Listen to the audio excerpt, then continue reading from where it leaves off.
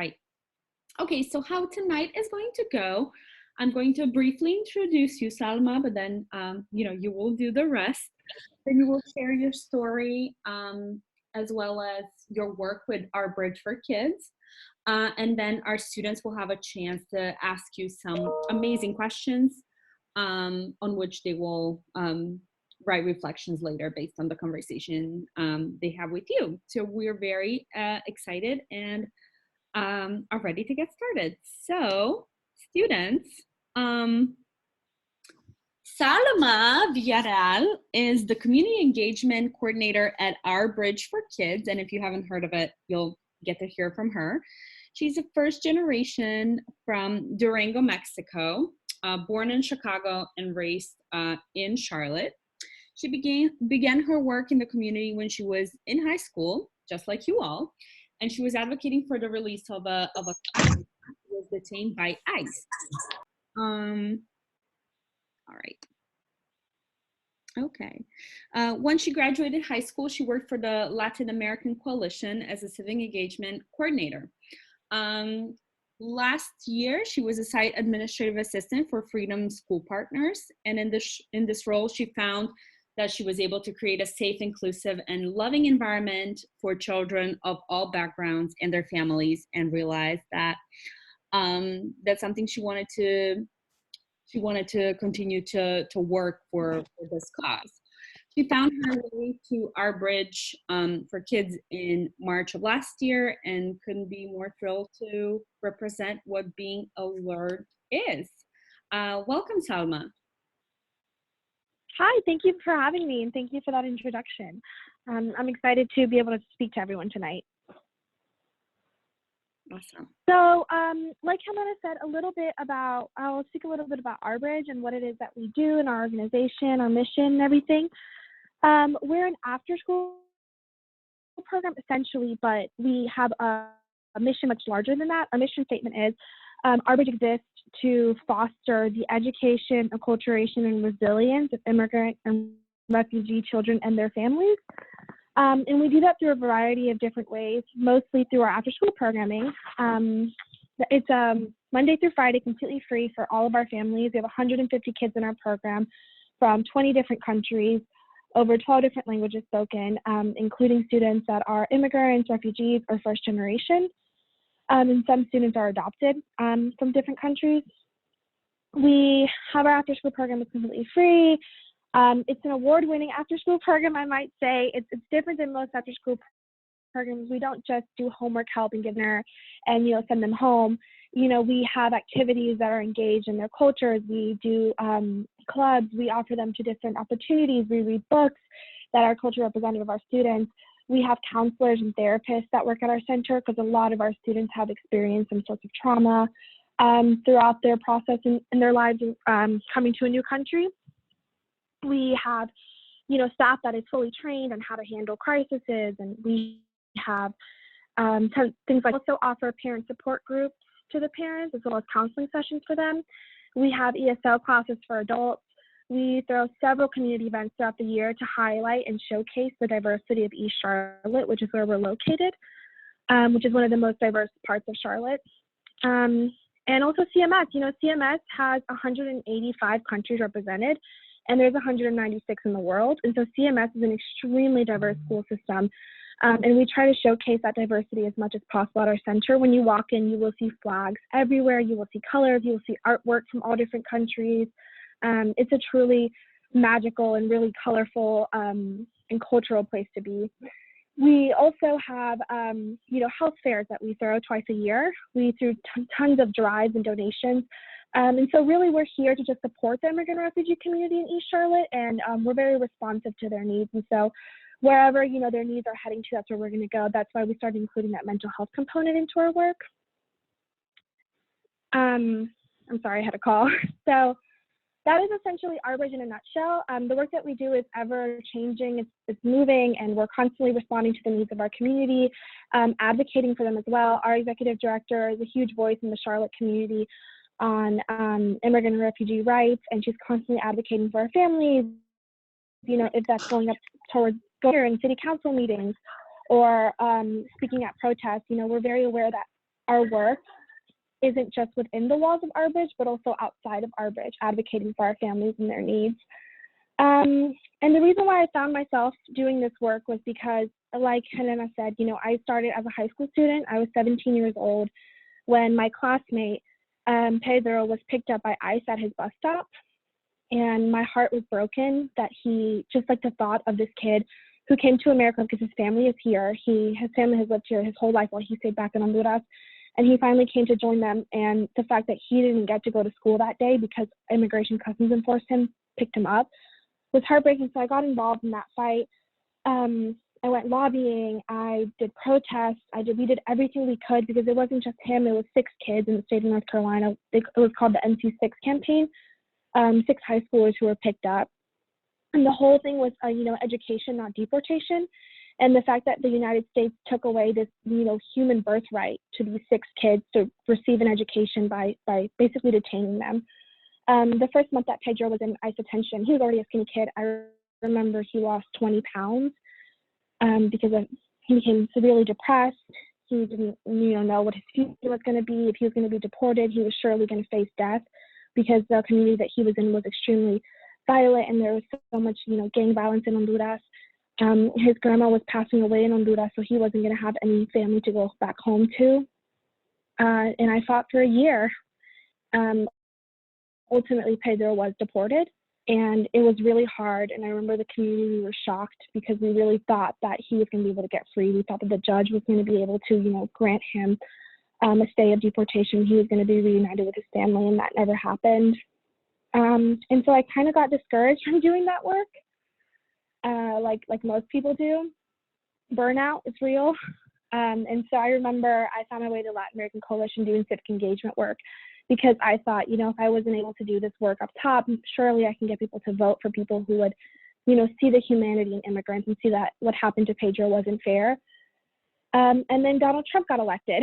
So that was my kind of, I did voter education work right before Donald Trump got elected. And so then, there was this widespread fear in my community on, who was going to be deported, what was going to happen. Because, I think people have this narrative that, the bad immigrants are the ones that are being deported. Well, that's not true. 50% of immigrants that are deported actually have no criminal record. And in North Carolina alone, 10,000 people within the last 10 years have been deported. And 50% of those people were deported because they got pulled over for like a broken taillight or driving with no license. And so criminals are not the ones being deported. It's family members, it's teenagers, it's kids that came here, seeking, fleeing violence. It's Black and brown bodies that are being deported. And I realized that this work was really hard and that, we needed a community-wide effort. And we needed tons of people to get involved and to recognize the humanity in the ways that we're conditioned to criminalize immigrants. I started working with kids. So I found myself at Freedom Schools, and I worked at a site that was 90% Latino. And every single day we averaged around 90% attendance. And I remember one day we got like 70% attendance. And it was my responsibility to call parents when kids missed. So I remember I called around and I found out that ICE had been in one of the apartments a lot of our students came from. And so a lot of the parents didn't send their kids to the program that day.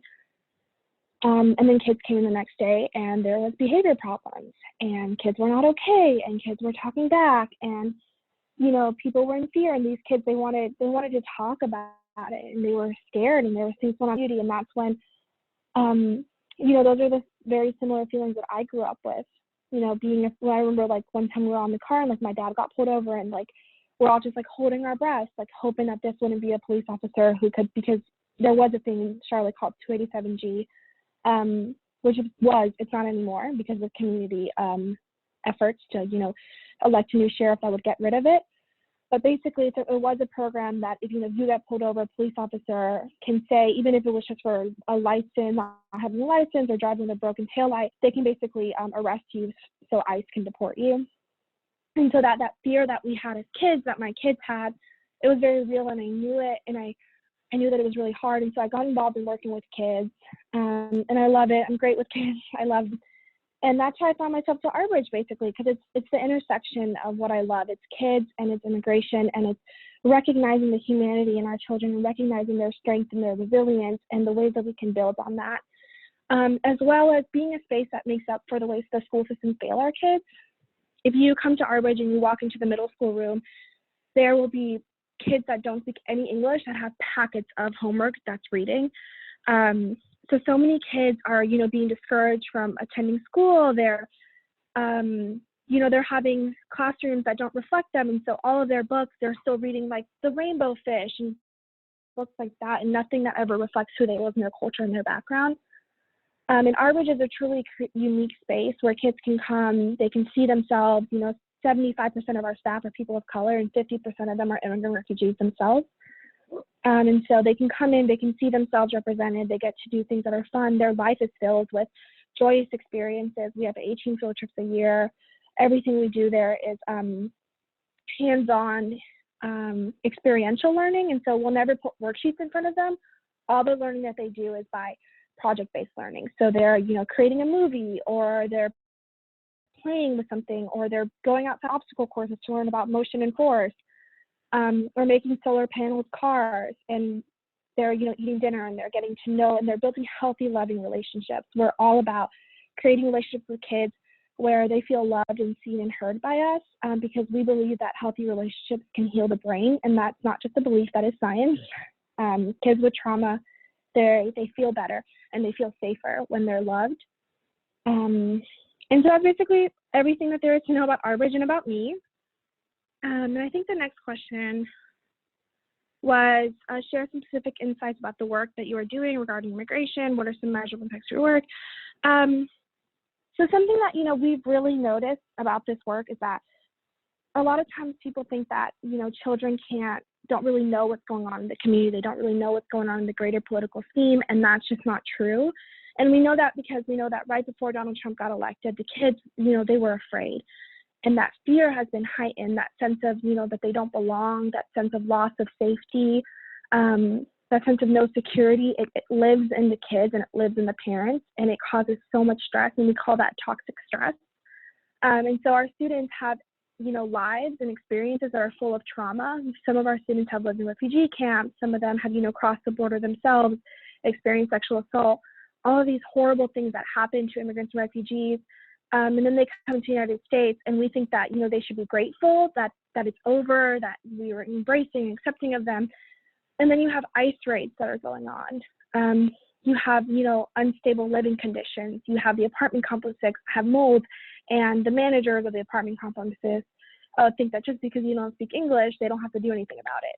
There's so many things that happen that are just being added on, and it's that toxic stress.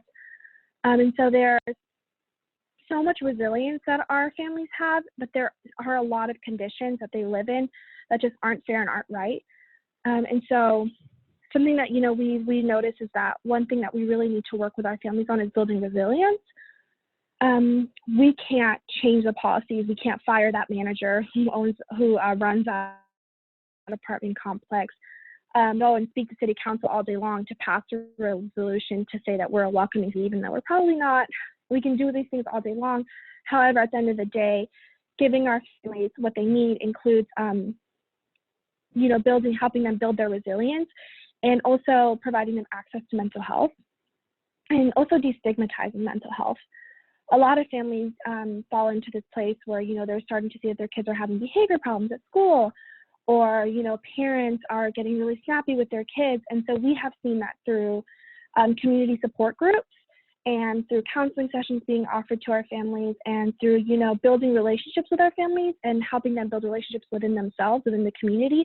We've seen a huge change because that builds resilience, and it builds their mental health and makes them, more resilient in their lives.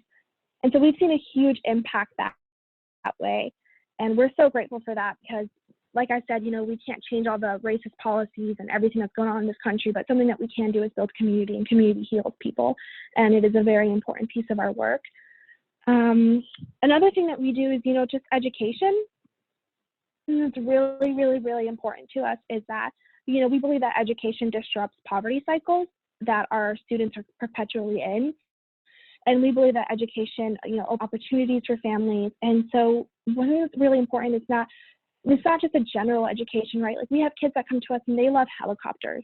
And so that means that they have a brain for, technical things, and we're going to build on that. And so we offer technology club. We have kids that are incredibly artistic, and so we offer art club, and every single day they get to engage in art activities. They have a closet full of art supplies to do whatever they need to do. We have some kids who love reading, and so our center is filled with books that they can take whenever they want. We have some kids that are really good at math, and so we have adults that will challenge them with that will tell them these things. And so fueling that spark for education in our kids is so important so that they can feel strong enough, and that they can be a part of their community and contribute to the world in a meaningful way. And that's so often taken away from our kids. Like things like technology and exposure to coding and exposure to arts, those aren't things that a lot of our kids in these communities get. They're more for like affluent families, if I'm being honest. And so offering them these opportunities is so important to OurBridge. It's so important to the work that we do because it opens doors for them. And it makes them feel more inclined to do better in school. A lot of our kids, trauma actually, if you ever have time, I implore you to look up the effects of trauma on the brain and what trauma does to kids. I won't go into that because that's a really long conversation, but basically trauma shuts down parts of the brains that express creativity and, think about the future. And so you talk to a lot of our kids and talk to all of our families, you ask them like, what do you want to be? What do you want to do? And, they don't even think about it. And so when you put something in front of them that makes them really happy that they can like really see themselves doing, it creates so many opportunities for them, and it is so helpful for their lives. And so that's something that we really try to do as much as possible is, bring people in that, learn how to play the guitar and can sing with them and can do all kinds of things. As well as the last piece of our work, like acculturation. And that really just ties into like building community and, helping them with like translating documents. And we make sure that we're always intentional about how we're helping the families acculturate. And we believe in acculturation versus assimilation, whereas assimilation asks you to devoid yourself of everything that you knew of your life back when you lived in your home country. Acculturation asks you to keep everything that you are, your culture, your background, your sense of being, and just, make it fit into your new community. And that's what we try to help our families do as much as possible. And so you'll see at all of our staff night, at all our parent nights, everything, we have food from all over the world. We have music playing from all over the world because we believe in who our families are, and we want them to feel prideful of where they're from, so their kids can then feel prideful of where they're from. So, we're seeing some really big changes happening at OurBridge within our families. We have a really strong community. Kids are happier. They're doing better in school. And our goal with that is to basically, we only have 150 kids, and we hope to one day expand, or we hope one day impact the schools enough and be a catalyst for change within the schools, that the schools can adapt a little bit of what we do, like including literature where the kids can see themselves in, or, hiring more people the kids look like, including parent wisdom more. I think a lot of times something that we do at OurBridge a lot is we don't take autonomy away from the parent and the families. We always make sure that their wisdom is being honored and that their opinions and their voices are being heard. And so we actually, like at our last event, had 80% parent attendance, which is very rare for the communities that we work with and the schools that we work with. And that's because the families feel welcomed and they feel like they're a part of something, and they know that who they are as parents and who they are as people is being welcomed and honored at OurBridge. And so the last question is, share some information on why you decided to focus on immigration. I think I can say I have a personal tie to this. Like I said, I'm a first-generation Mexican American.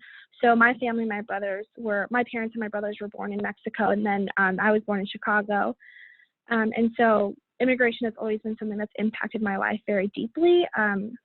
However, I will say that I am certainly privileged to have citizenship. My parents and my brothers did not. And so, I was able to go to college and apply for financial aid. And my brother, who had a higher GPA than me, who probably would have done better in college than I did, he was not able to. There's things like applying for, benefits. Like I was able to have Medicaid and go to the doctor and the dentist whenever I needed to. And my brother, I don't think they ever went to the dentist growing up.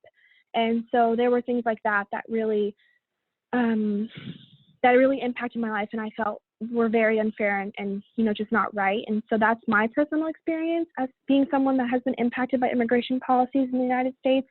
Like I said, I can't speak for everyone. It's very different. You know, people from Spain can get citizenship within 3 years, and people from Mexico, it takes up to 30 years. And so there's definitely a very race and anti-Black, anti-Brown work happening in the immigration system within the United States. And I hopefully, you know, something will change.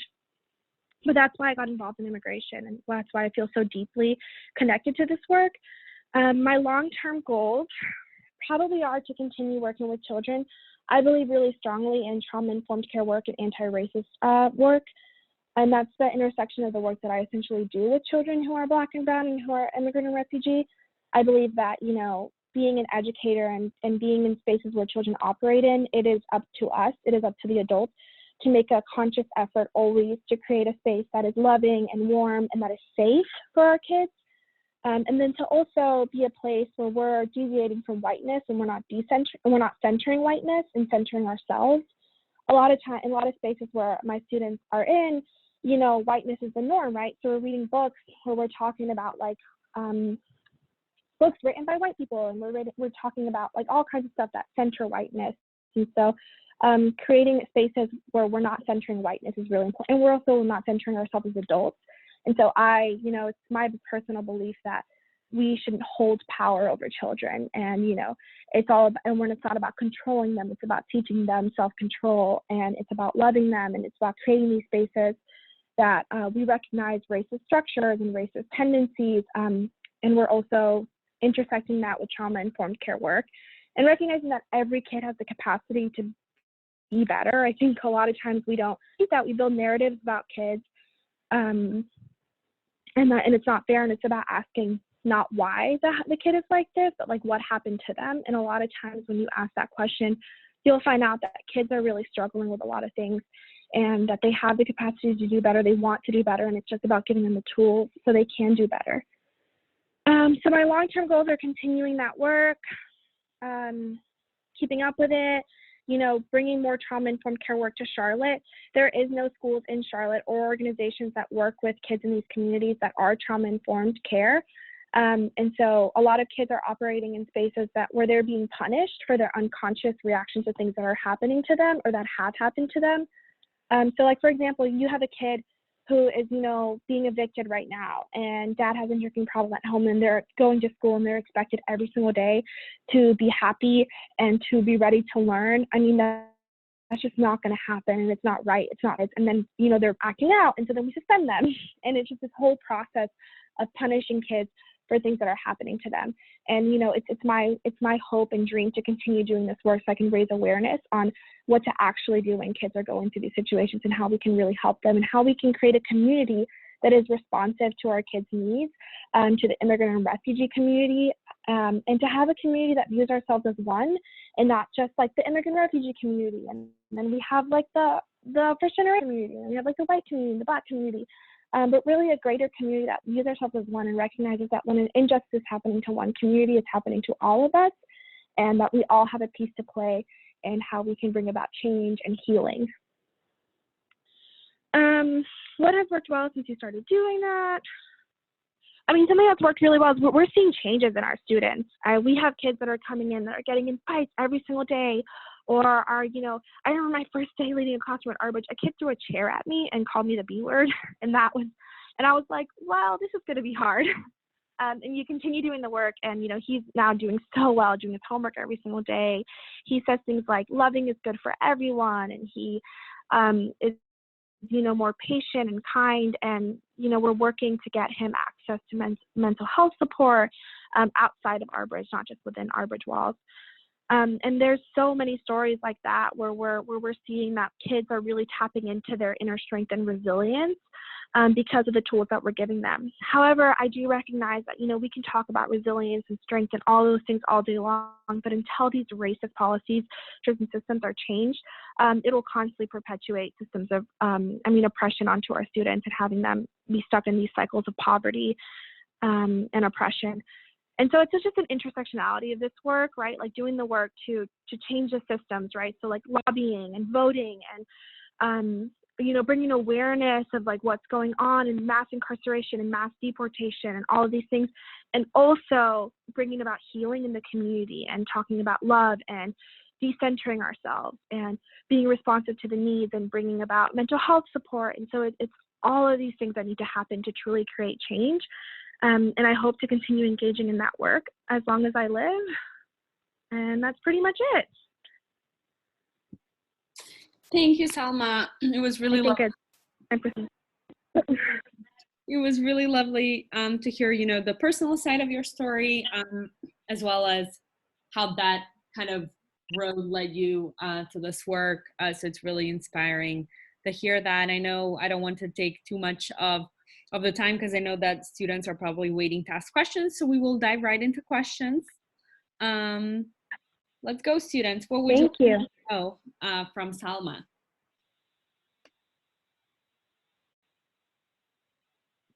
And please, as you ask questions, please introduce yourselves and say which school you go to or which cohort you are in from No Jump Peace Builder.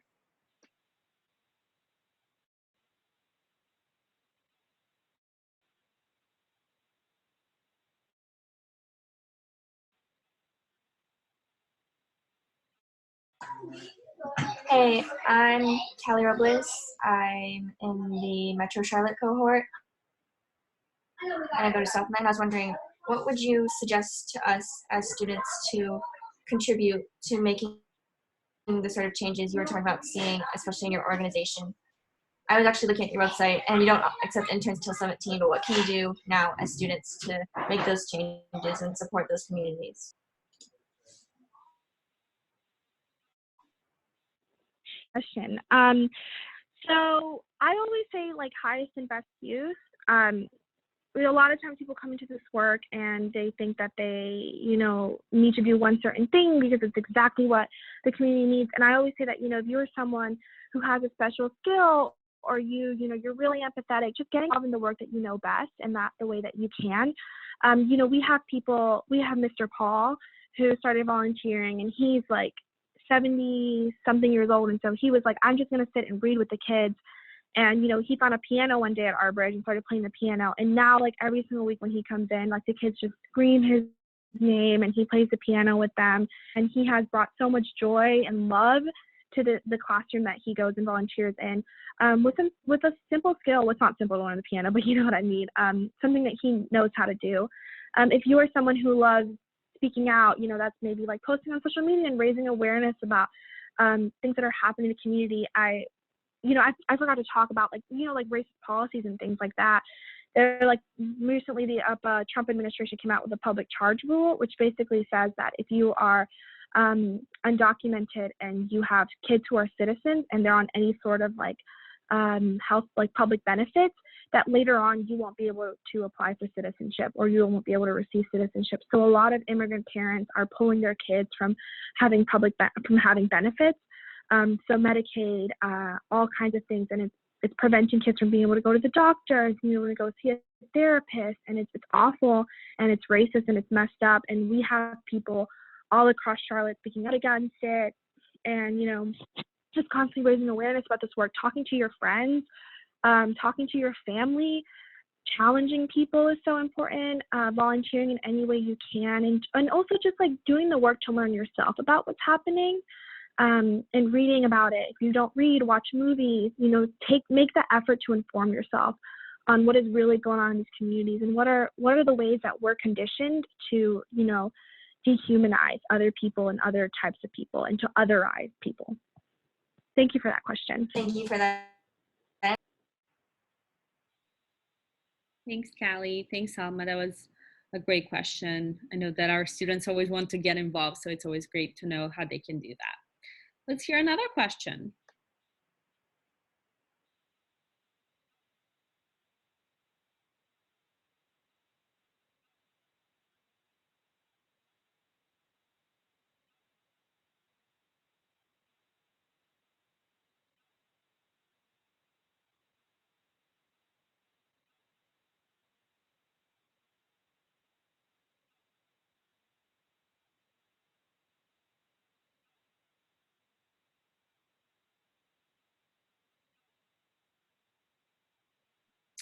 Okay, I guess I'll go and ask a question to encourage the students on this probably very busy and tiring Tuesday to speak up. So I was just wondering about the program called, I think, 287G.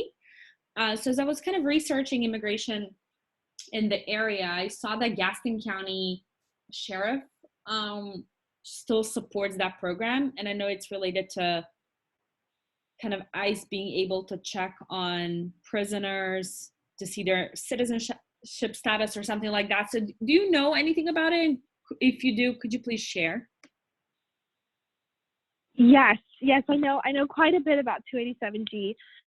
So 287G is basically a nationwide thing that sheriffs can put in place in their counties. And it started with DHS, so Department of Homeland Security, put out this policy, and they're saying, basically any sheriff department that wants to do this, they can have this program so that if anyone is picked up for any reason, it can be, like in New York City, for example, they don't have 287G, but when stop and frisk policy was happening under Michael Bloomberg, Mayor Michael Bloomberg, who's now running for president, anyone could be stopped on the street if they seemed suspicious. And so I think it was like 160,000 black and brown boys, males, were, stopped and just like checked on, just basically like, oh, you look suspicious, let me see what you're up to.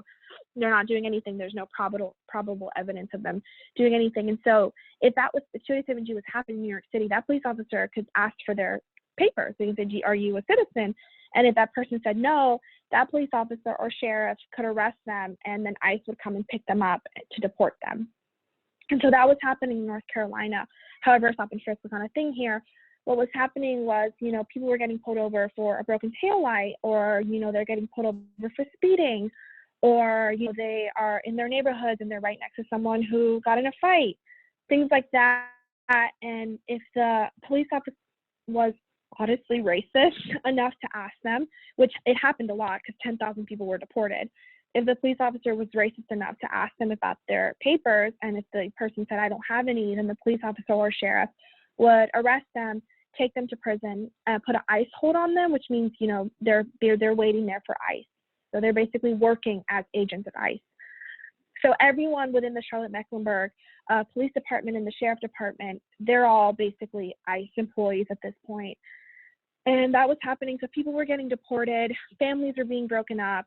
A lot of my students, their parents were deported because of 287G. I have family members who were impacted by 287G. It was a horrible, racist, awful time in Charlotte. A lot of families were broken up. Like I said, over 10,000 people were deported, 50% of them for, they didn't have a criminal record. It was literally just for being pulled over for a broken taillight or something as simple as a broken taillight. And last year, was it 2000? It was like a year and a half ago. Comunidad Colectiva, an immigrant rights organization that I work with, they knew that the most important thing for immigrant rights in Charlotte was to end that program. And so Sheriff Carmichael, who was the sheriff of Charlotte and Charlotte-Mecklenburg, who adopted that policy or that practice, we lobbied really hard, campaigned really hard to get him out and to elect in a new sheriff. And we were actually able to do that. And so that sheriff, who had been sheriff for like 20 years, really long time, was really not likely for him to be taken out. He got kicked out because the community showed up and they voted him out. And, we're hoping to do that same thing in Gaston County and across North Carolina, so that innocent families aren't being broken up and kids aren't losing their parents because of a broken taillight. But that program is all over the country. I mean, there's just things like that all the time when you find out about it, and you're like, oh my God, that's horrible. There's little policies and structures like this all across the country that really work to criminalize communities and to tear apart families. Thank you for that question. It's a very important thing to be aware of, because some people think that just because it's not in Charlotte anymore that it's over, but it's definitely not. Thank you. Thanks for sharing. I know that it was quite shocking for me when I saw that. It's not in Charlotte anymore, but it is in Gaston, and we have 5 students from Gaston. So it was very interesting to see that difference as well. Let's hear another question. Hi, Salma. My name is Sydney, and I go to South Mech. I'm part of the Metro Charlotte cohort. And as part of the program, we've kind of started to develop these decks, and my group is planning on going into lower income middle schools and kind of talking about high school and college and career readiness. So I was wondering if there was anything that, in your opinion, you thought we should emphasize in our presentation that we might not know about in our low income communities or something like that. Hi, that's a really good question. And I love how intentional you're being about that work, because I see a lot of times people go in and they just do these things and they don't ask these questions beforehand. And so these kind of presentations or these work can sometimes be more harmful. And I would say to just look into more and maybe asking some college counselors on what they know about this, because I don't know the full ins and outs of how to, do FAFSA if you're undocumented. Like, for example, when you fill out FAFSA, it asks you to put your parents' social security number. And I remember my first time doing it, I was incredibly confused because my parents didn't have one. And so I had to put like 00000, and it was really confusing, and I was stuck on that page for a while. And so figuring things like that out, and also, talking to the students about some options if they are undocumented. Laws are constantly changing in North Carolina. So when my brothers were applying for college, they couldn't go to college. And now, like, you can. And then at one point, you could apply for in-state tuition if your church kind of like vouched for you, and now it's like a company. So I'm not really sure. But basically there is no in-state tuition for undocumented students. So you can live here for 17 years and you still have to pay out-of-state tuition, unless you get like a scholarship. I mean, even then it's still out-of-state tuition. So I would look into all of those like laws and things that are going on. It's incredibly hurtful and discouraging, and it makes kids not want to go to college. You can have a 4.5 GPA, and then you go into your dream school and you have to pay out-of-state tuition. A lot of my kids don't want to do that, and so they end up not going to college. And a lot of them think that college isn't an option, but there are several scholarship opportunities in North Carolina. For example, like I know Red Ventures has like the Golden Door policy, which is only for undocumented students, first-generation students. So looking into all of these things is really important. And just encouraging college, just like talking about what it is to be a first-generation student at college and how hard it is, and to acknowledge that and let them know that there are opportunities and spaces out there for them. There are support groups, there's other kids who have done this work, and bringing up also the statistics of like the likelihood of dropping out and what are ways that you can prevent that. It's a really good question. I'm sorry I can't give you all the answers, but hopefully I know that you'll do more research into that and then bring the best information possible to these kids. Thank you for that. Hi, I'm Taylor from North Mecklenburg Community School, Davidson. I was wondering, you mentioned a lot of laws and a lot of policies, and for someone who's just getting started in this, where do you suggest like to get information on immigration?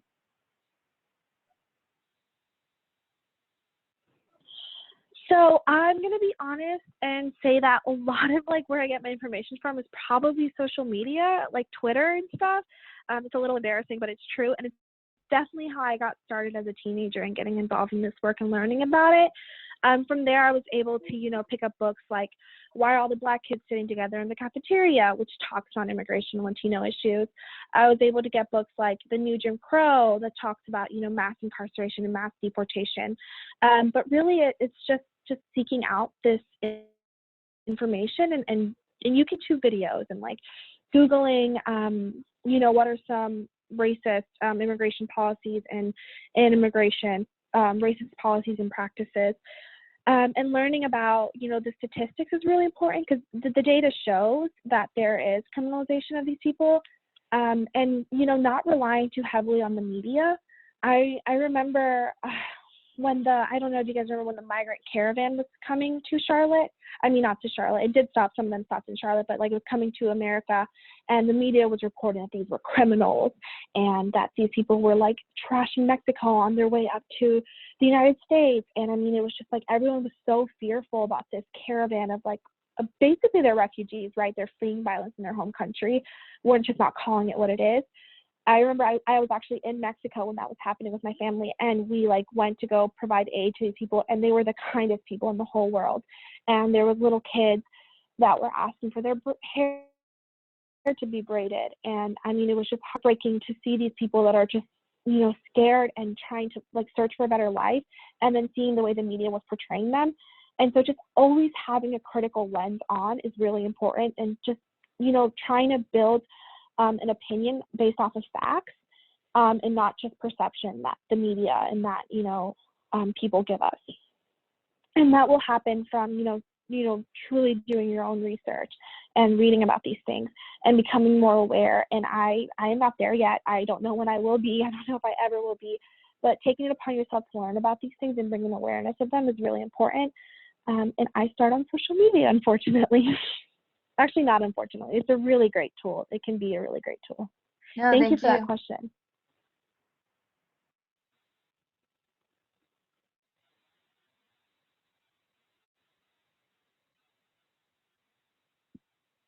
Thanks, Taylor. Thanks, Sid. And thanks, Salma, for these great answers.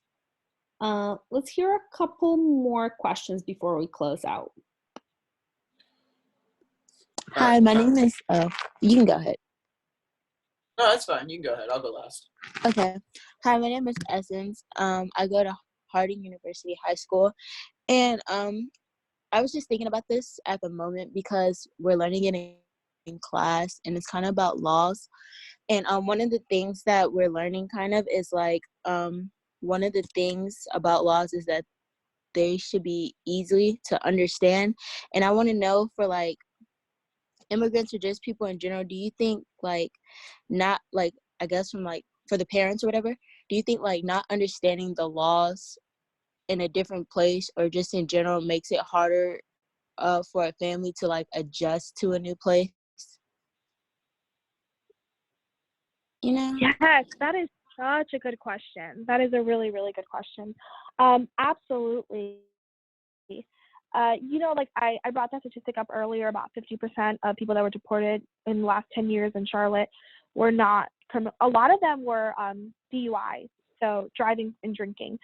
And the thing is, like in Mexico or in other countries, that is a completely normal thing to do. It is not something that's viewed as like criminal. It's not something that's viewed as like horrifying the way it is here.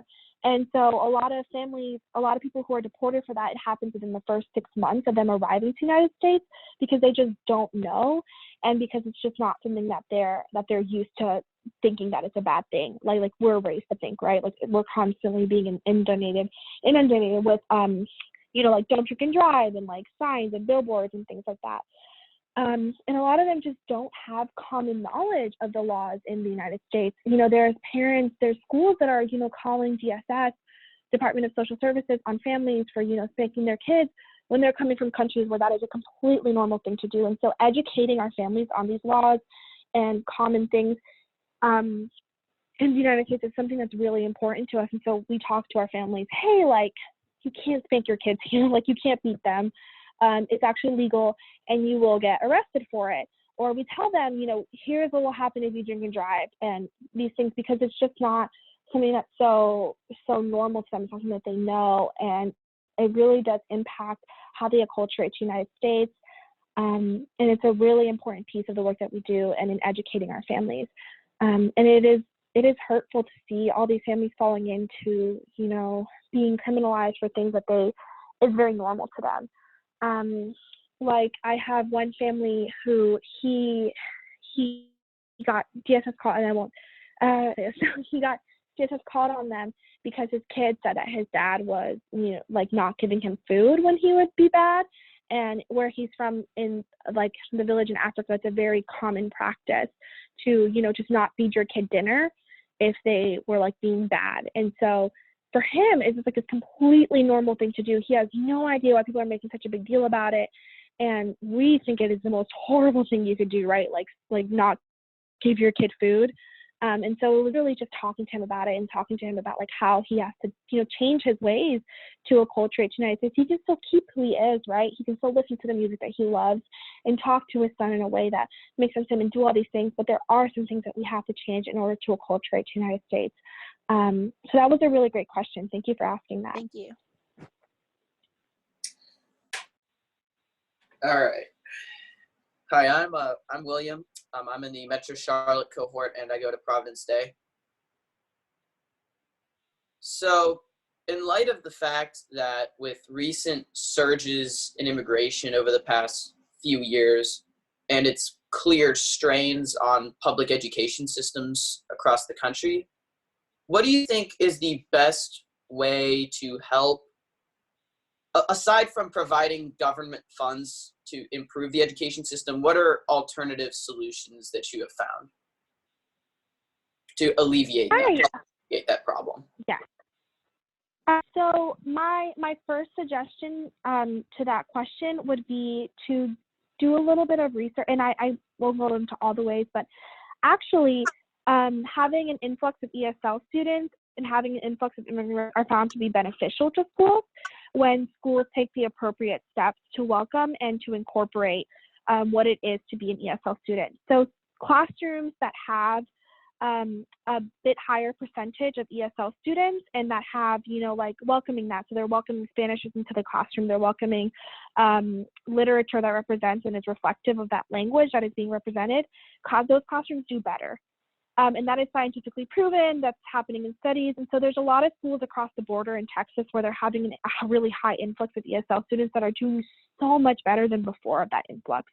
And that is because of the intentionality behind that. And so having a classroom that is truly diverse, and we know the statistics, right? Like classrooms in schools that are more integrated do better than schools that are more segregated.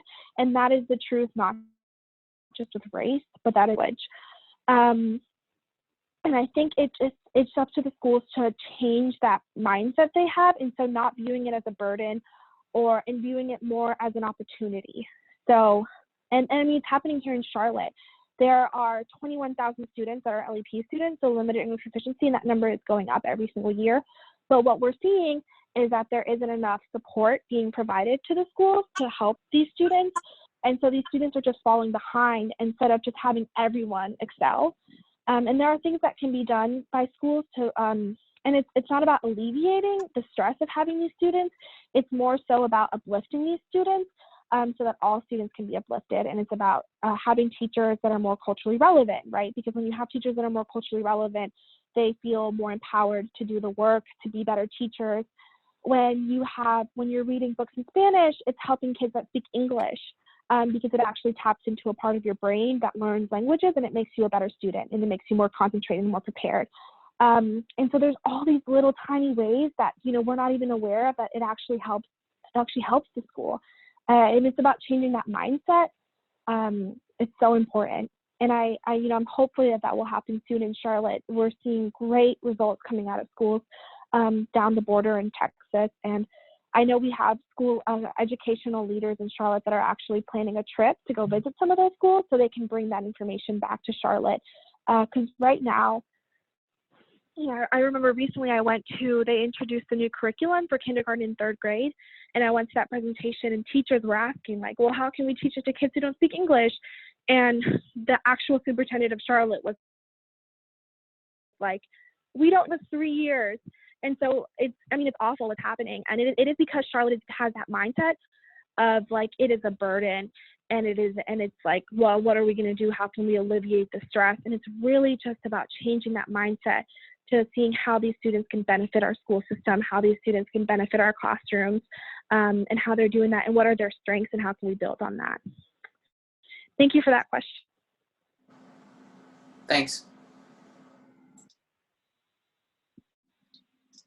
Thank you. Thank you all so much for such great questions. It was really a pleasure to hear from all of you. And Salma, thank you for great responses, and thanks for sharing your story with us.